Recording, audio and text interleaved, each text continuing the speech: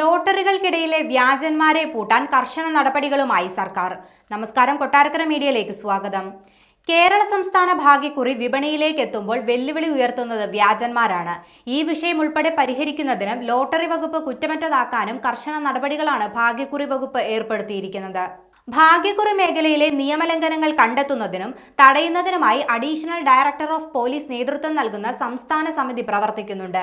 കൂടാതെ ജില്ലാതലത്തിൽ ജില്ലാ കളക്ടർ നേതൃത്വം നൽകുന്ന ജില്ലാ മോണിറ്ററിംഗ് സമിതിയും നിലവിൽ പ്രവർത്തിക്കുന്നുണ്ട്.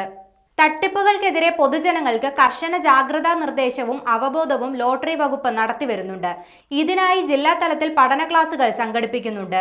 ഭാഗ്യക്കുറി ടിക്കറ്റുകളുടെ സമ്മാന ഘടന, നറുക്കെടുപ്പ് കലണ്ടർ, ടിക്കറ്റുകളുടെ പ്രിന്റഡ് ഓർഡർ തുടങ്ങി സമ്മാന വിതരണം വരെയുള്ള എല്ലാ ഘട്ടങ്ങളിലും പൂർണ്ണമായി വിവരസാങ്കേതിക വിദ്യ ഉപയോഗിക്കുന്നുണ്ട്.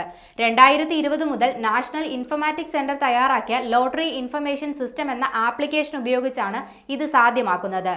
ജില്ലാ ഓഫീസുകളിലും സബ് ഓഫീസുകളിലും സുരക്ഷാ നടപടികളുടെ ഭാഗമായി CCTV സംവിധാനവും ഒരുക്കിയിട്ടുണ്ട്.